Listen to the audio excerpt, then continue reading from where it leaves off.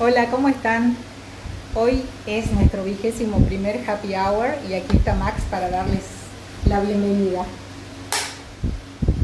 Thank you, Max. Recibimos esta tarde a Jamie Duncan, que se une desde Buenos Aires y nos va a contar su vida aquí en Argentina al llegar de Nueva Zelanda. ¿Cómo están ustedes? Acá está Jamie. Enviamos la invitación para que se una. Hoy tenemos amigos que se unen desde distintas partes del mundo porque son amigos de Jamie también, así que los invitamos a que nos cuenten de dónde son los que se van uniendo. Hi, Jamie. Hi. I'm just trying to sort of organize myself here. Yes, don't worry. People are just getting connected, so we have time to check sound, to check light, and to have a hi. I will greet all the people here while you do that. Yeah, but okay, hold on a moment. Hi, Florencia and Mariana. Thank you, Mariana, for always joining me in this happy hour. Thank you. I love having your company. Mariana is a former student of mine from the profesorado here in San Pedro de Jujuy.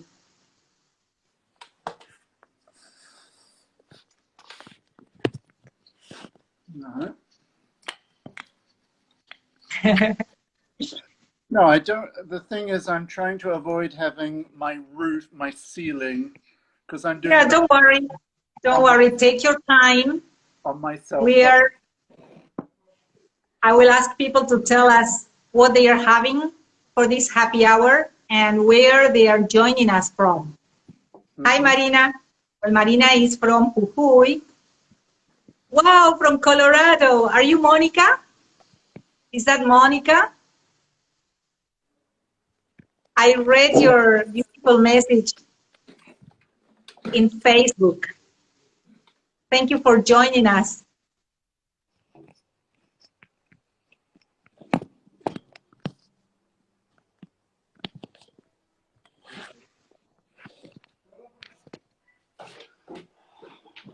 Monica Amelia Raja also said that she will be joining us.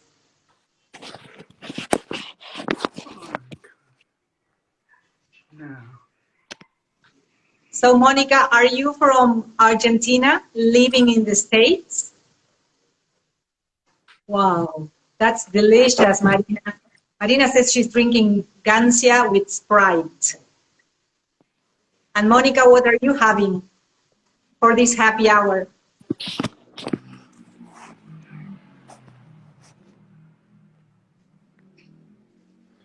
No. Okay. Wow. Hi, Sheila. Sheila is a former professor of mine from the Licenciatura de Inglés at Universidad Católica de Salta. So thank you for joining us, Sheila, today. What are you having? Tell us. What are you having as a drink for this happy hour?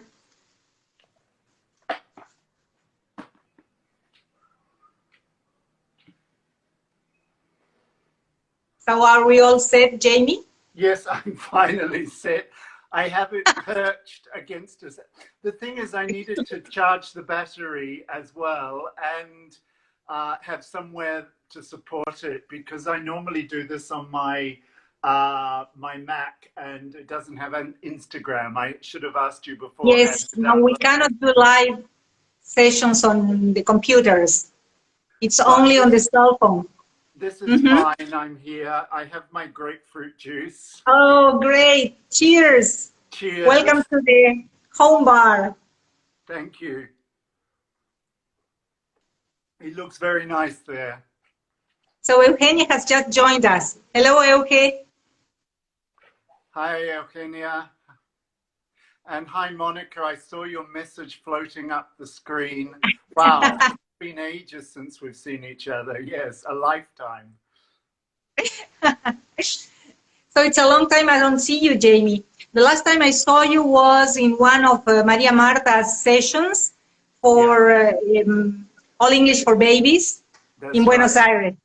That was probably 3 years ago or so, Yes. something like that. Yes. Yes, 2 years ago. 2 years ago. 2 years ago, yes. In that beautiful place where Alianza Francesa is. Yes, that's right. So Monica says it's been 19 years that she hasn't seen I knew Monica when I was first here in Argentina, and then she went off to the States. Yes, Elke is saying 2018, so that was probably right. Frankly, the days and the months and the years are all blurring into one for me these days. Isn't that so? Yeah, really. Yeah. So tell us, Jamie, when was the first time that you come to Argentina? Was it on holiday? How did you first come here?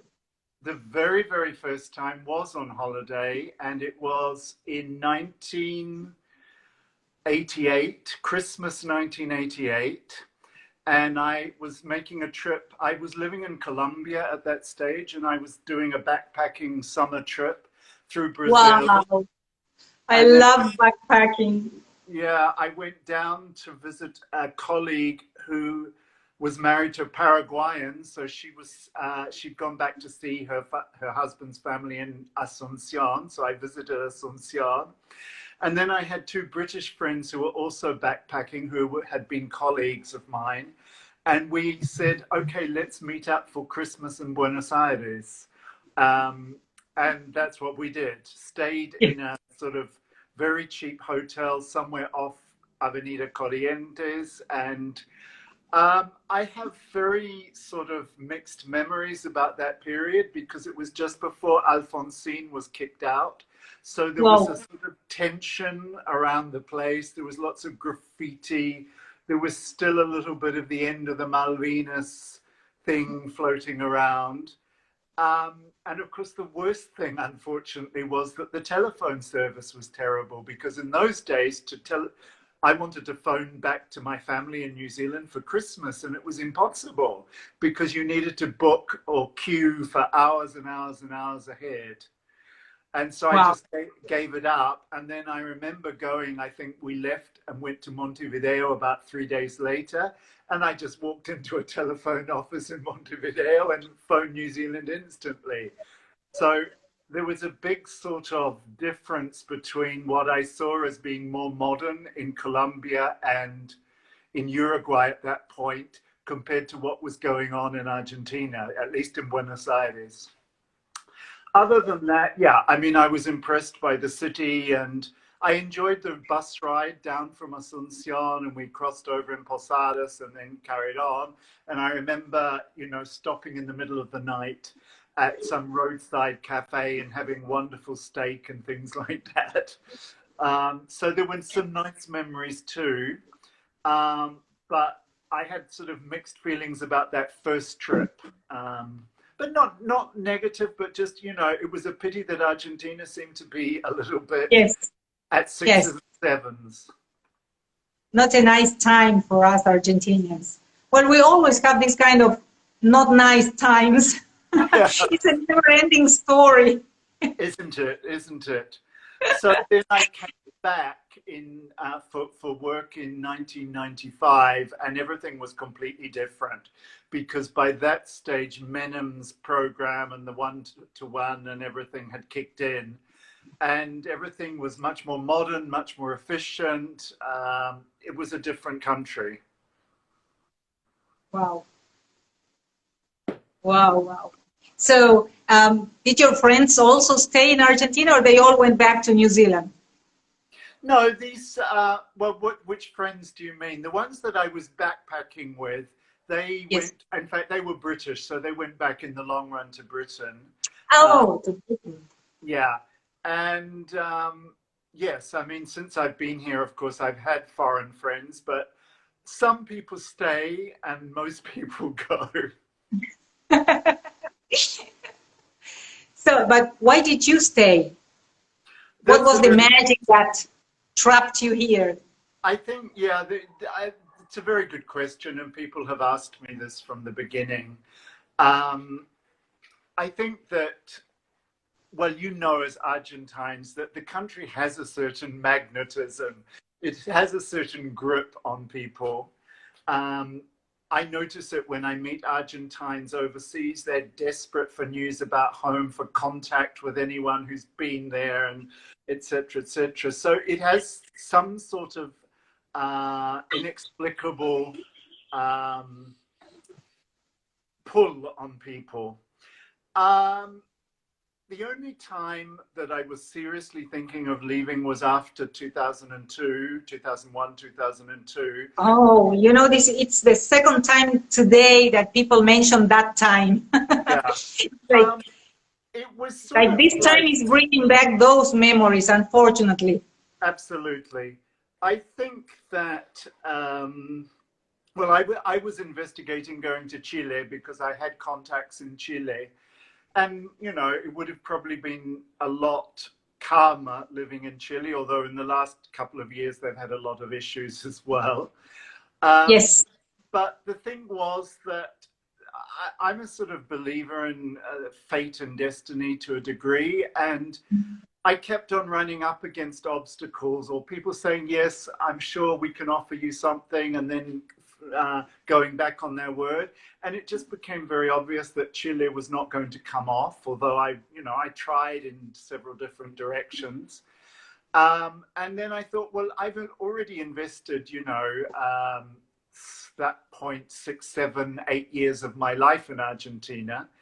And I thought, and what I had started with Laura Smooch, the resourceful teaching NLP courses and things, and it just seemed silly to throw all of that away. So I decided to stay, and of course things did get better. So, you know, the initial frustration of having money in the corralito, and then, you know, I'd been looking to buy a house at that point, and then everything had to be put on hold for several years until that was sorted out. And then eventually we got things back on track, and, you know, eventually I got all my money, like 13 years later in the end. Wow. But the situation that many, many local people have had exactly the same, so. Yes, that's right. So when you first came to Argentina, you said you were backpacking. But where did you study, and how long was it between the trip to Argentina and you finishing your studies and working perhaps in New Zealand? I don't, no. I left, I'll tell you very briefly the story because it's a long one. I finished in 1984, in fact, in New Zealand. I finished 2 degrees at university.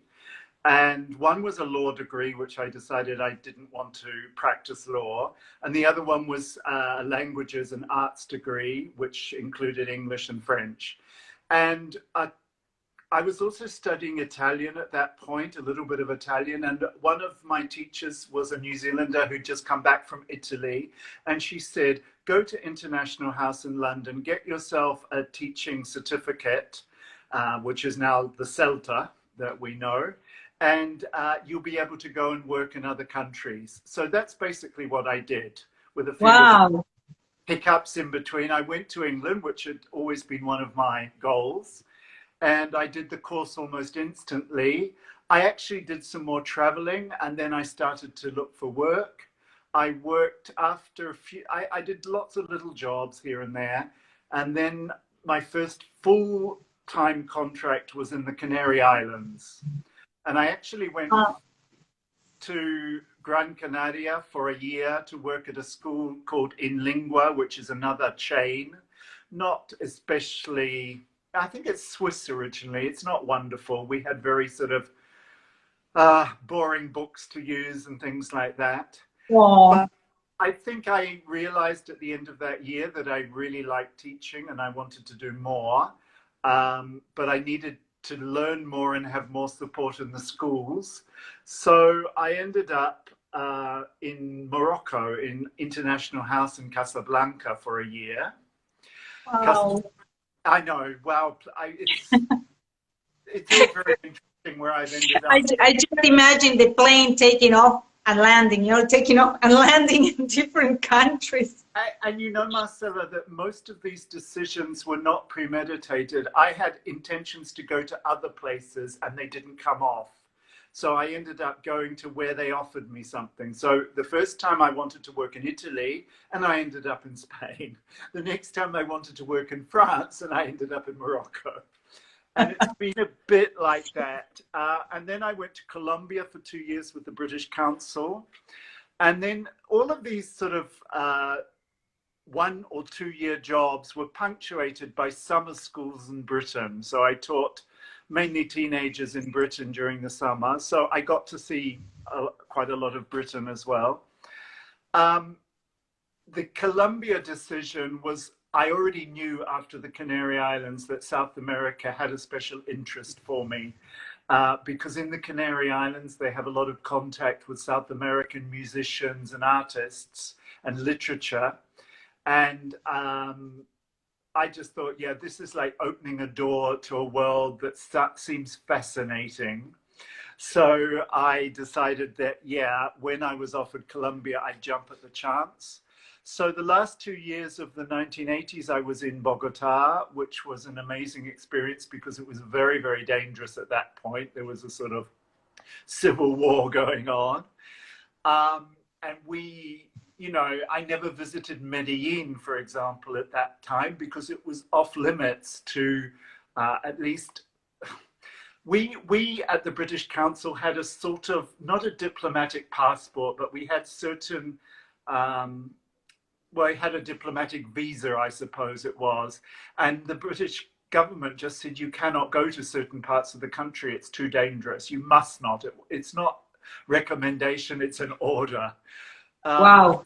So, you know, this was the shame that I didn't get to see everything, but Colombia was wonderful. The people were wonderful. They were very friendly and open, very welcoming. And as a compensation, I think, for all the violence and for all the negative things going on, they really know how to enjoy life. So they're dancing and drinking a lot. My poor liver suffered tremendously there.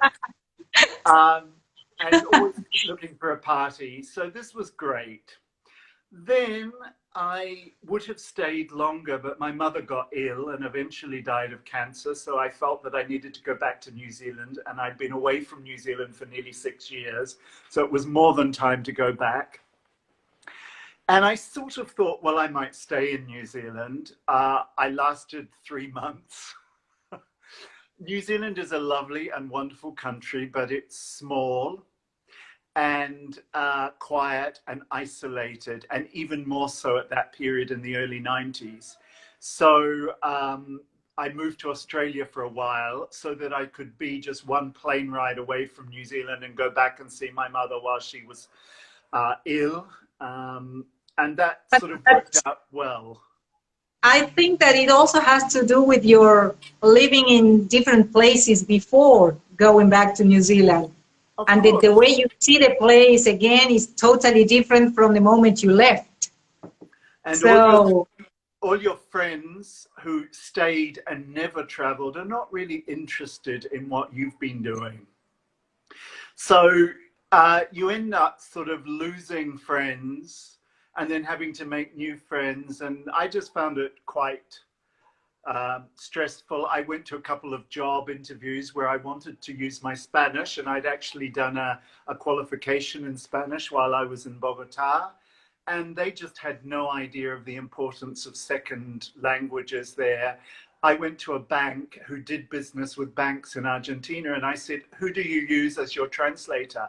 Oh, we use the South American translators. And I said, but how do you know that they're translating accurately and in a way that's favorable to you? And it was sort of, okay, you might have a point, but we're not interested. wow. So in a way, that's why you were overqualified. They just had no idea of the importance of that. Now it's changed. I wouldn't say totally, but you know, there are a lot more people who speak other languages, and they know the importance of using their own interpreters and translators and things like that. but I was I think the problem was I was ahead of my time, and I've often been ahead of my time. So, Yes. So when you were traveling, you said that it was not premeditated. It just, you went with the flow. It was something that you could do because of your age, because of the time, because you had no like fixed job in any place, but you could do that. And besides, you love traveling. And with you know, eventually when I was in Australia, I did the Delta. So getting the qualifications in English language teaching helped a lot. And basically that facilitated employers giving me jobs. So most places I went to, I went with a job rather than turning up. I turned up in Australia without a job. I'd written a couple of letters, but there was no problem getting work, because when I arrived in Sydney, the schools were absolutely full of students and they resembled refugee camps. And why was this? Well, this was because in 1989, there was the massacre of people in Tiananmen Square in Beijing, in China. And the Australian government froze all the student visas. In 1990, when I arrived in Australia, they were starting to unfreeze the visas. And suddenly, from being schools where they had 10 teachers, now they needed 60 teachers. Wow. And they needed to hire office blocks and things to make classrooms, because it was just full of Chinese students. Wow. And so I was sort of lucky, because I got responsibility positions immediately because I had experience. And I mean, they were taking off the street with no experience. So for some things, you were ahead of your time. And for others, you were right on time. This one was right on time for 18 months. Because what happened, I probably would have stayed in Sydney for life. It's a beautiful city, and I was comfortable there, and I had a lovely flat and everything. And then what happened was that all of these Chinese students started to disappear. They started to go underground, because their intention was not to go back to China, but was to stay in Australia. And the Australian migration people hadn't really foreseen this or realized that this was what was going to happen. And so we had in our class lists, we had class lists full of what we called ghosts. And these ghosts were students who had disappeared, who were no longer coming to class because they had a permanent job, or because they'd gone into the interior of Australia to get a job picking grapes or whatever. And it wasn't just 200 people, it was thousands. So the Australian government got really scared and froze the student visas again. But they froze them for the whole of Asia, apart from Japan. And so then other countries like Korea, Taiwan, Philippines, Thailand got angry with Australia, because they said, look, it's not our nationals who are overstaying, it's the other countries' nationals. And of course, everyone's scared of China, so you can't say China. So what happened was, suddenly those English institutes that maybe had 60, 70 teachers went, suddenly within 3, 4, 5 months, they were reduced back down to 10 or 12 teachers. And we were told, okay, you have to start working part-time, or if you want a holiday, take it now, or go and do some study, which I did some Delta in that time. But then, you know, there comes a point when you want to have a full-time, salary. So I just said to my father, my mother had passed away by then, and I said, and I'm an only child, so there's all that issue there. And I said to him, do you mind, there's no future for me at the moment in Australia. Do you mind if I take off and go back to the Northern Hemisphere again and find work? And he said, no, no, no, you do what you have to do, which was great. He quite liked, well, both of my parents. Many moms should hear that. Yeah. Because, our culture is totally different here. Yeah. No, I mean, obviously, and I come from a very independent family and everything, and I understand it here. But the good thing is that if you have a child abroad, you can go and visit. And it's great to get an insight into where your child is living and what life is like, and to, you know, explore the cooking and the cuisine and the culture So of a did new. she come? Yeah. So, where were we? So I went back to International House in London and I said, you know, I'm all yours. Take me somewhere. They offered me Georgia, in the former Soviet Republic of Georgia. And I was very tempted, but it sounded a bit sort of unusual then, because this was quite soon after, a couple of years after the fall of the Berlin Wall. And I was in two minds about it, but some people said to me, no, it's great, you should go there, etc., etc. Just as well I didn't go, because within a year, civil war broke out in Georgia, and the teacher who went for the job that I was going for was back in London, you know, unemployed. So I ended up in Portugal, and I stayed in Portugal for 3 years as director of studies of an international house school, and director, because the last year I replaced the director for a year. And it was beautiful. It's a lovely country. It's small and nice and manageable, and etc., etc. And the weather? The weather is lovely in summer, but when the rain comes, you can get terrible, terrible rain in Portugal. Oh, really? I didn't know that. Yes, especially I was in the interior, and so you're in the hills. And I arrived on the 30th of August to start my job on the 1st of September. The 1st of September, it started to rain, and it rained 30 days in September. October was more or less fine, and then November did the same thing. It rained from the 1st of November to the 30th of November. Wow. So that was a sort of baptism by water, as it were. And I think, you know, it was just a new world. I'd been in a busy city like Sydney, and now I was living in a small interior city of 80,000 people, a market town. You had to make fun with your colleagues. There were one or two Portuguese who became friends of ours, but it's very difficult to make friends with Portuguese. They keep to their own little social groups. Oh. And also they're not, how can I say this in a nice way? They prefer you to have very good language skills in Portuguese. Really? So how was your Portuguese? Non-existent, or did you pick it up very fast? I picked it up quite quickly, but it was never as good as my Spanish. And I never liked it as much in Portugal, because the Portuguese accent is not as nice as the Brazilian accent. I was told that. I couldn't tell the difference, because I was for a very short period there. Yeah. So, but people that live there, they said that it's the accent is different, and they prefer Brazilian one.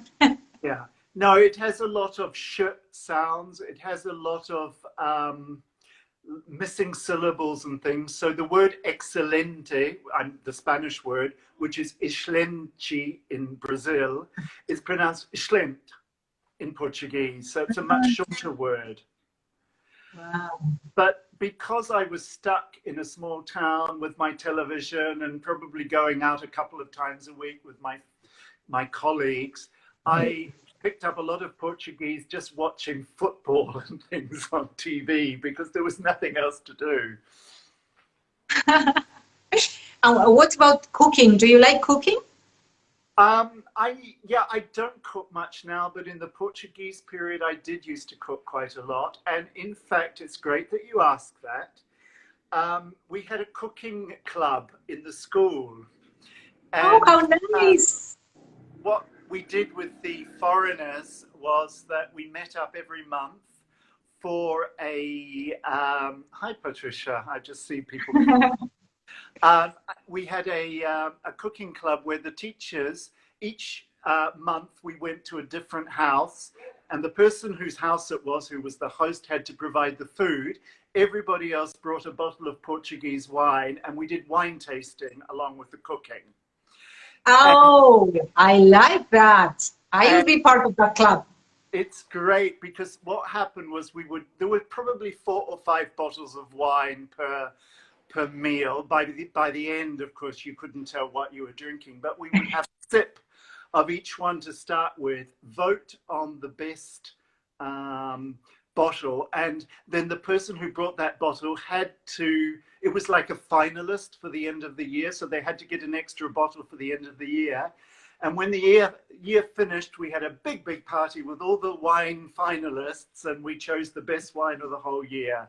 And it was a way of making our own entertainment in a place where there was very little to do. There was one disco, one cinema. I mean, it was just, small town. But that was great, a great way to have fun, to make new friends, and to entertain people also at home. Yes, I'm trying to sort of find a way of making very much like interrogation, but still. Actually, well, that'll do. But I mean, when you were in the other countries, and if you cooked, for example, you pick up from different places, different kinds of dishes, and the customs from the place. Yes, absolutely. Sometimes the food is difficult to cook when you're outside the country, though, because you can't get the ingredients. Or for example, in Morocco, they have these things called tagine, and the tagine is actually the pot, which has a sort of conical ceramic pot top to it with a vent for air, and it basically steams the meat and the vegetables and things. And I don't know now, but when I went back to New Zealand, you couldn't get a tagine in New Zealand. I took one from Morocco, but of course, being pottery, it broke eventually, and that was the end of that. But at least you tried. No, yeah. I mean, when I travel with my family, and then we come back to Argentina, and we sit at dinner or sit during meals to remember those trips. Yeah. The first thing that the kids mention is the food. They always remember places because of the food they ate at those places. They say, oh, we remember when we were at our grandparents' house, we ate this chocolate, or we eat the soup that the grandma prepared, and they even remember the smell, in the house. Yeah, well, I think your kids are probably very accustomed to trying new things. Another thing is when you take a group of school kids. The last time I took some students to Holland from here a few years ago. And the first night we went into an Indonesian restaurant because, of course, Indonesia was briefly a colony of Holland. So there are a lot of Indonesian people living in Holland. And I just thought, oh, great, this is going to be nice Asian food. And most of the kids said, oh, this will be terrible. I can't eat it. I won't. And we really had to force them in.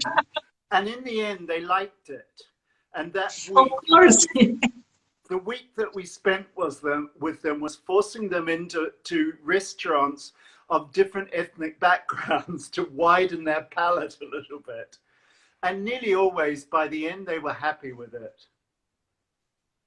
Yes, they just need a little push to try new things. Yeah. But then I think that's the best part of any trip, the new things they try. Of course. And it's so important, as they say, to broaden the mind. And sometimes they resist it. But once it's a bit like, diving off the side of the swimming pool or something. Once you've done it once, then you want to get back in. So that's the idea. So what did you do after Portugal? So Portugal was then, we're nearly at Argentina. Basically, by that stage, I said, enough of Portugal. No, I was 1 year away from getting a European passport. I don't do things easily in this world. I could have bought a lovely stone house in the countryside. I have a friend, quite a new friend on Facebook, who's just done that and has bought a stone cottage in the middle of the country and is turning it into a healing retreat. And it looks absolutely wonderful. But no, I decided not to stay because I said, I don't want to live in a country where all my friends are other expatriates. I want to have local friends as well. And it was just looking like it was going to be a bit tricky to do that easily. So I said to International House, I went back to them again and I said, can you get me something in South America? They came up with two options, Recife in Brazil and Buenos Aires. And then I was also on my own exploring possibility in Costa Rica and one in Mexico. But all of these jobs were going to start in February, March, and my contract had finished in July. So I had 2 months. So wow. I did a bargain. Many months to explore. I did a bargain with the recruitment office in International House in London, and they said, would you go to Romania? And so I went to Romania for 4 months to open a young learners department at an International House George Soros school. George Soros, who's this benefactor, put a lot of money in the early 90s into universities, language schools and things in Eastern Europe to sort of lift the level of education in Eastern Europe. And I went there, and I went to a place called Timișoara, where the Romanian Revolution started. It's quite close to the Hungarian border and quite close to the Serbian border. So it's also an interesting mix of cultures. And it was a 4 months, fairly intensive work, but lovely people. A country that had been devastated by communism and lots of things didn't work properly. And it was, you either had, I mean, for example, the first teachers meeting, there were about 10 of us newcomers. And they said, the first teachers meeting is going to be in this teacher's kitchen. And we thought, this is strange. Why are we going to be discussing English language topics in someone's kitchen? And they said, no. You will notice in the flats that we have found for you that there are lots of glass jars and bottles. Take some of your glass jars and bottles, because we are going to teach you how to bottle food so that you have fruit and vegetables for the winter. This is 1994, so it's not that long ago. And so we went there, and then they sort of told us how to shop at the markets, and they said, this is September. By November, there will be nothing in the market, and you need to have some fruit and vegetables. Wow. So this is how we survive during the winter. Of course, if you're a Romanian family, what normally happens is that they have family members who have farms.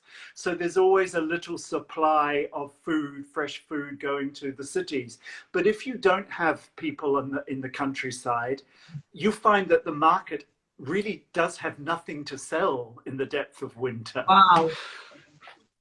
So wow. There were lots of things to learn there. I think it's better now, but I'm not sure that it's that great. It's a country that's had a lot of corruption and other problems. But the students were among the most enthusiastic I've ever met. Yeah, I was about to ask you that, because you've been north, south, east, and west, working with young learners and teenagers too. Yeah. So, well, the Romanians, what's it like? The Romanians couldn't afford their own books. So what we did, we used Headway and some of those other famous books in those days, and we had class sets, and they had to copy as fast as they could everything from the book in their own students' books during the lesson. And because there weren't, the photocopying paper and photocopiers were very few and far between, and only for the for urgent things. So they copied entire textbooks out so that they had the record and they could study for the exams at the end of the year. It was amazing. Wow.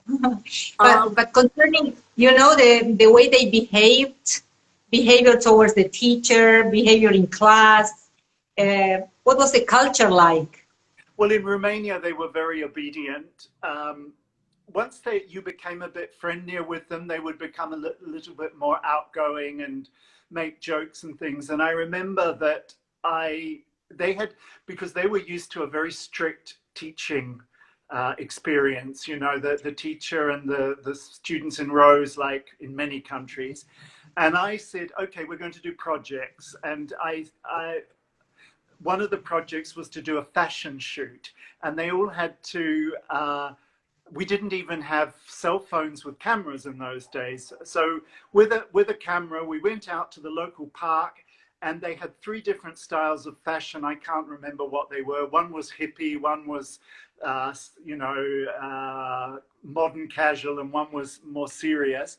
They all came dressed in different styles. We took photos, and then we made a whole album, which they then presented at the Christmas show, so that they could show the work. And they just loved that. It was like no one had ever suggested something like that to them. No, of course not. My job in a way was to teach the teachers all of those sorts of things, so that, you know, when I left, because my contract was short, that the teachers would continue doing this. And of course, this was a good selling point for the language school, because the parents had to make great sacrifices to send kids to a language school. Nothing was cheap in those days. Of course not. Wow, so that was before coming to Argentina. So between Portugal and Argentina. Yeah. So let's Romania. talk about favorite students after I briefly mentioned Argentina, just the last little bit. So I remember I was sitting in the staff room in Romania, and suddenly all these pieces of paper, like 500 pages, came out of the fax machine, and it was my contract for Argentina and all the paperwork I had to do. But we got it done. I left Romania just before Christmas, went back to New Zealand for a few weeks, and finished. I think I got my visa actually in New Zealand, and then I came on the 7th of February, I always remember, 1995, because the 6th of February is New Zealand's National Day. So it was the day after that I arrived in Buenos Aires to work at International House in Recoleta. So in the end, it didn't look like Argentina was coming through at one point, but I just had faith and was calm, and the job was mine. And what was it like for you when you started, for example, when you finished studying and started traveling, but then you started moving from country to country? How did that change your lifestyle? So you are not attached to material things, for example. You can't because you are moving constantly, or you were moving constantly. You couldn't carry all that luggage, yeah, from country to country. You learn very quickly. When I left New Zealand the very first time, I took 2 suitcases. After that, when I left England for my first job, I took 1 suitcase. I started to compact what I had. At some point, things were left with people in storage, or at one point from Britain, I sent a crate of things back to New Zealand. Because, for example, I'd been in Colombia and I had some lovely wall hangings and carpets and other things. I had furniture from Morocco, and it went back to my parents. And then now, little by little, because the house is gone in New Zealand, I brought the stuff back over here. But it's difficult. You have to be flexible enough to be able to move. Sometimes when you go to a new country, they put you in a flat or in a place, and you don't like it, so maybe you're moved around, or you have to share with people, particularly when you're starting as a teacher. Often you have to share with other people, and sometimes it's great and sometimes it's not. And you have to work these things out. You have to find a solution that either you put up with the situation, or you talk with someone who can change it, or you find your own arrangement, which of course is not always easy when you're living in a foreign country. You don't always have all the legal resources to be able to sign contracts and stuff. But you learn to adapt, and you learn to adapt to countries with siestas and without siestas. And, you know, but I think you need to go with an open mind, and in the first 2 or 3 months is just absorb the way that they do things and adapt the best you can to that.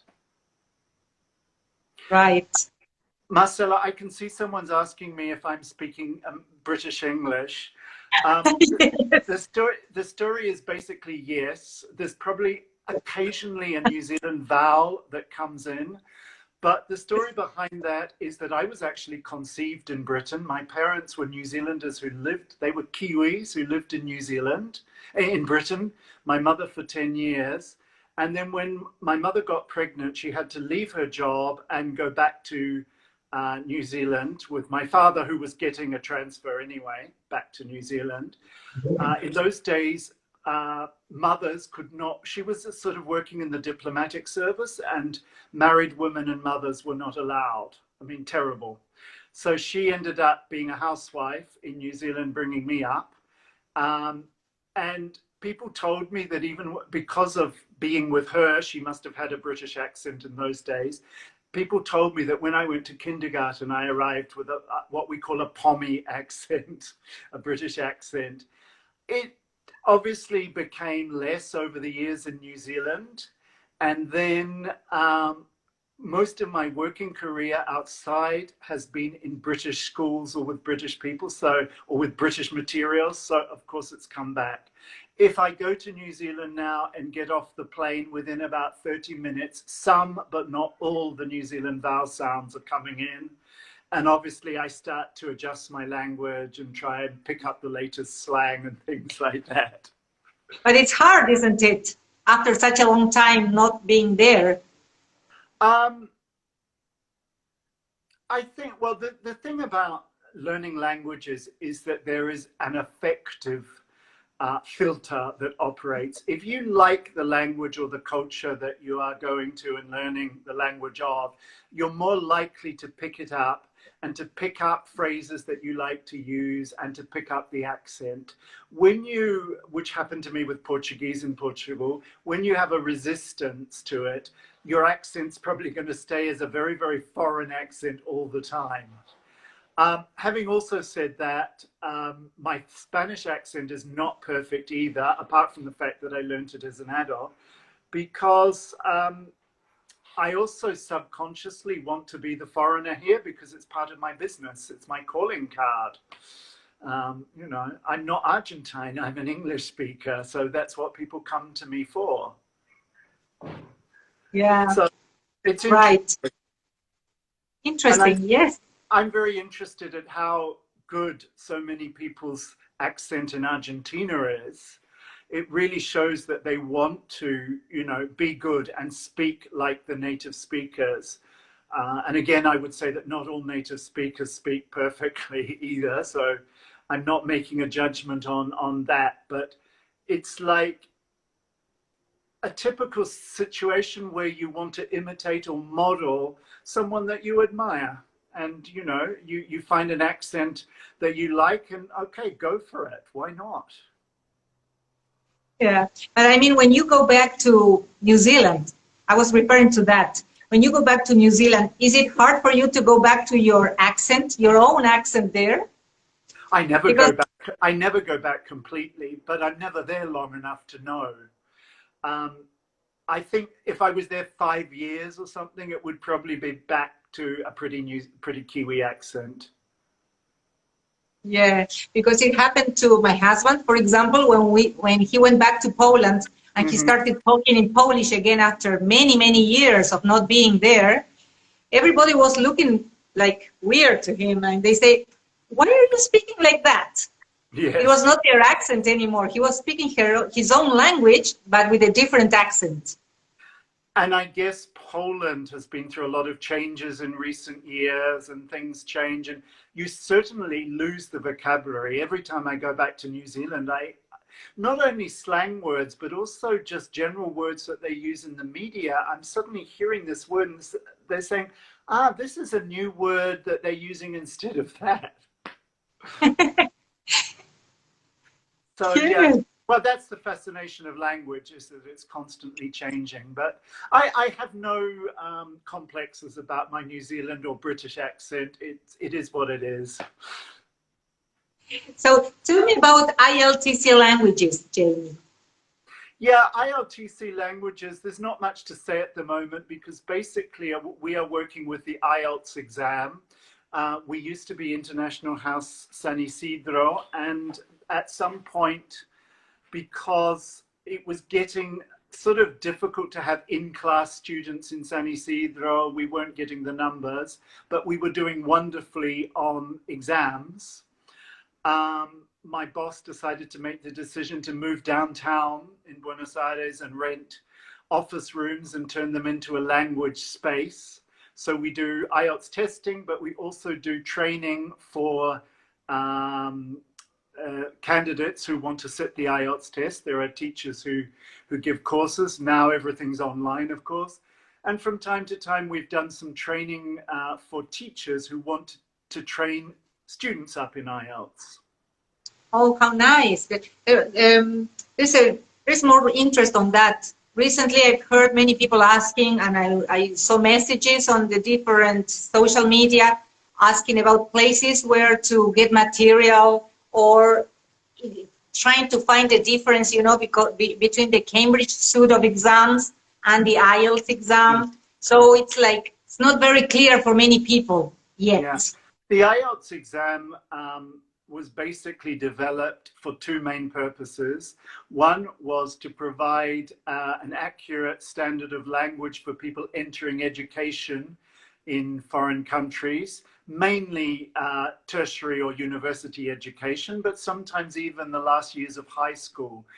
We don't have this phenomenon here, but in Asia, a lot of parents send their children for their last 2 years of high school to Australia or New Zealand or Canada, and they need to do the IELTS test before they actually get into the school or course they're doing. The second purpose of IELTS is for people who are going to migrate to certain countries, particularly Britain, Canada, Australia, New Zealand, and it's one of the requirements to sit that test to get points to basically testify to your language ability.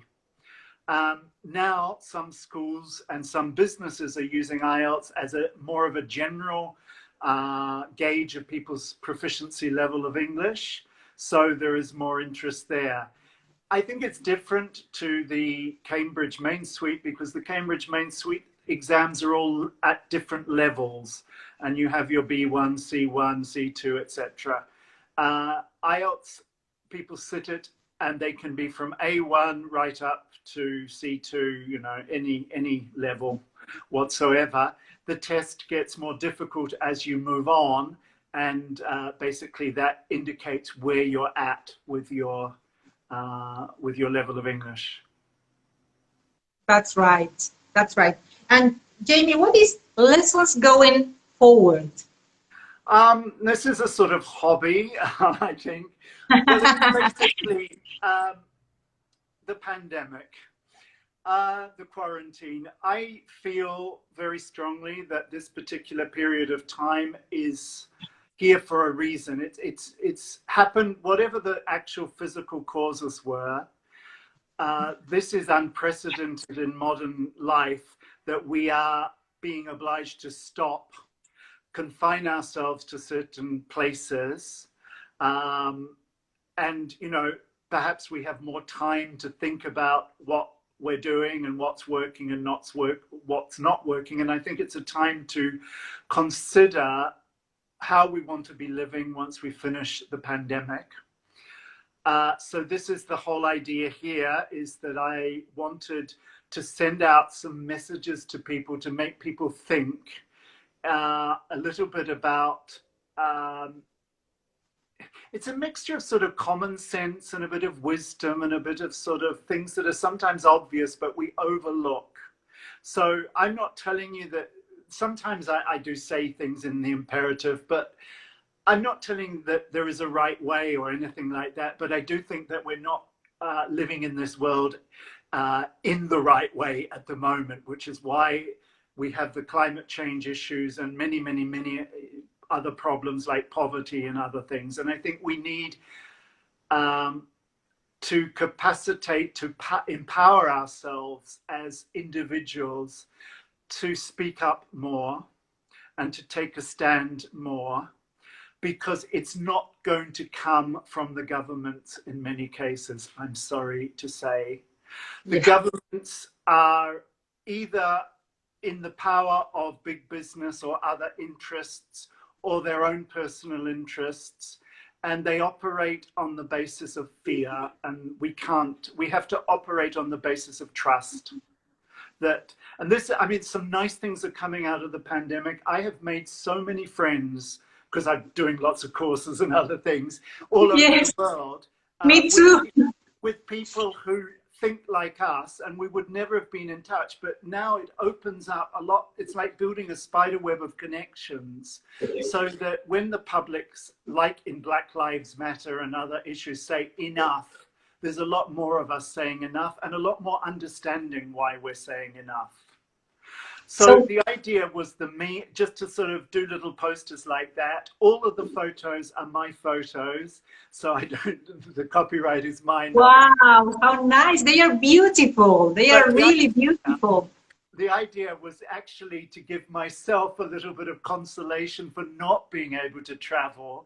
It was like every 2 or 3 days I go back and look at all my photo albums and say, okay, I'm going to use this photo of these desert ruins in Peru to illustrate this particular point. So it's a nice way of sort of revisiting your own photos, and I try, and there's usually some connection between the picture and the message, not always, but it's a sort of nice way of remembering as well.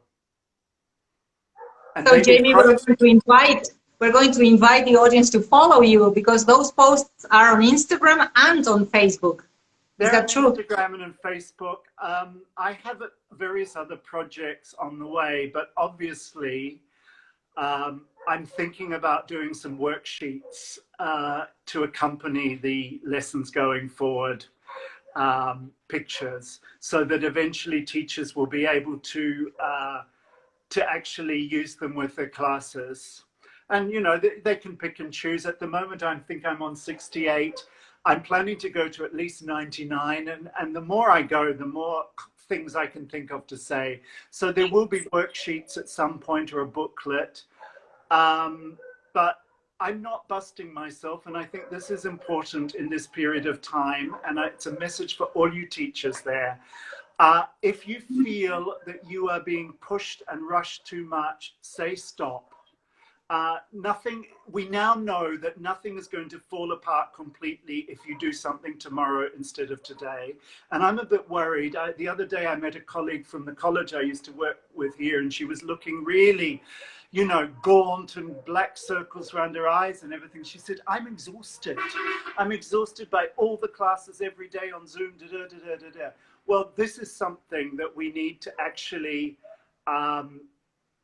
say as teachers, okay, next year, if we're continuing in this way, we need more breaks, or we need to have fewer classes per day or whatever, because in the future, the most important thing is that we are as healthy and well as possible.